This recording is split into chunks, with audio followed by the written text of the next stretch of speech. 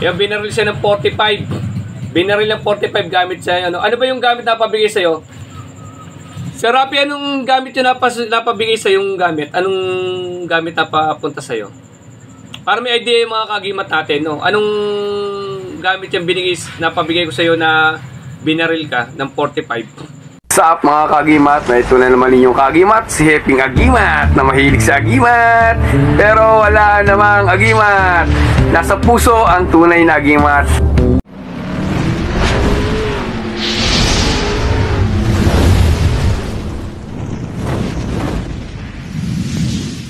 Eh no, siya mismo yung binaril, no? Sir Rafi, anong pinambaril po sa inyo nung binaril kayo na suot yung gamit natin? Ibig siya tinabang kaya hindi pinutukan, no? Siya mismo ang binaril, no? Pabisa talaga pati sa gamutan. Eh no, yung mga yung gamit na galing sa atin. Yung binaril siya ng 45. Binaril ng 45 gamit siya. Ano ba yung gamit na pabigay sa'yo? Sir Rafi, anong gamit yung napabigay sa'yo yung gamit? Anong gamit na papunta sa'yo? Para may idea yung mga kagimat natin, no? Anong gamit yung napabigay ko sa'yo na binaril ka ng 45? Yeah, para may idea po yung mga kasama natin, para malaman ng kasama natin kung ano yung idea ng na-share ko sa iyo na ba gamit. Ayan. Para may idea po ating mga kasama. Kaya po itay po natin sa Rafi sa inyo sa po kung ano po yung gamit na suot niya na binigay po ng yung kagimat na 45 po binaril sa kanya. Opo, hindi siya pinatukan. Pati po sa gamutan ginagamit niya. Sa napakaganda feedback po ito, no?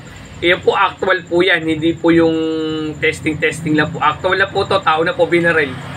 Pero yan po, yung Trespico idol yan, Trespico na, Dignum yan. Dignum yung ginamit, 7 Virtudes, oh. Yun guys, mapagpalang araw, isang magandang, feedback po sa atin na binaril po ng 45. Actual pong barilan to. Hindi po pumutok po yung baril sa kanya, no? Yan po, hindi lang po yan feedback sa atin. Sa Mindanao po, meron din mga gamit sa atin na tinesting po, nag-feedback sa mga live natin. Pero saan po kasi, pag testing po kasi ng mga ganun na po, kung pwede sana po, wag na po testingin ng ganun. Kasi po, number one, marami nang nag-feedback sa mga gamit natin.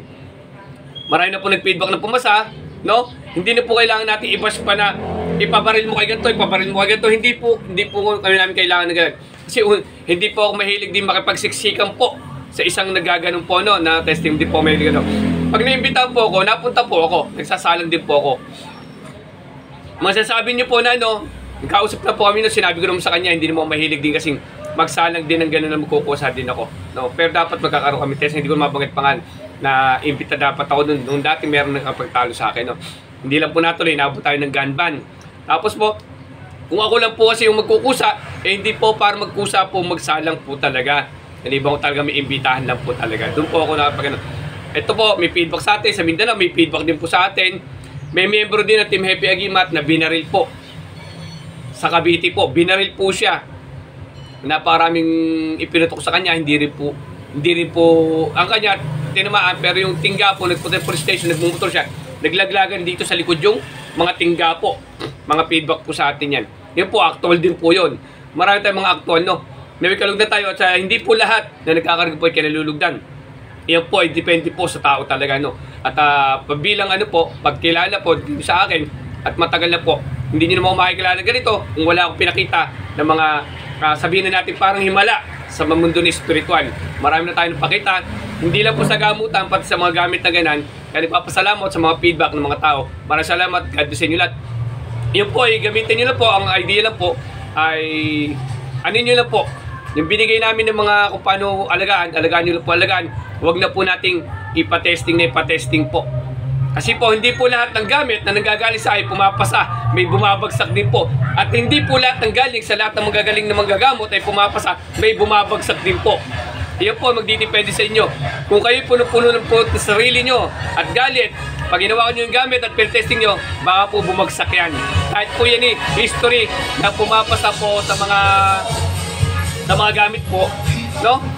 Kasi po kahit anong ganda ng gamit at gano'ng kabisa ng gamit, kung pinasukan kayo ng negatibo niyan, kaya nga po yung mga gamit natin, kinikilising natin sa araw, sa buwan, binibilit sa araw sa umaga, sa buwan sa gabi, pagka full moon, no? Yan po, pag-aalaga po ng mga gamit. Isang idea lang po para alagaan nyo lang po ang gamit, no? Isuot nyo lang po lagi, alagaan maigi, yung guidelines namin, sundan lang po. Kalulog lang po niya, huwag nyo po pa-testing, no? Ito po, marami na po tayong mga feedback na actual. Ito po kay Rapi Senyosa, tapos sa Cavite, meron na naman tayong feedback sa Cavite na tinesting na naman. Hindi tinesting, binaril din. Membro ng Team Happy Agimat. No, binaril po siya, actual din. Opo, tinamaan siya, wala pong sira katawan niya. Opo, walang butas din damit niya. Ayun. Naglaglagan ni Tingga, tinambangan po siya. Yan, isa pong mga idea po para sa inyo po. Nagdag idea lang po ito mga kagimat, no? Para ano po, alagaan lang po na alagaan. Pawag na po pa-testing na pa-testing. Maraming salamat. God bless sa inyo lahat. Wala pong tinatapangan na tao po. Ito po para sa Team Happy Agimat lang po. Salamat. God bless po.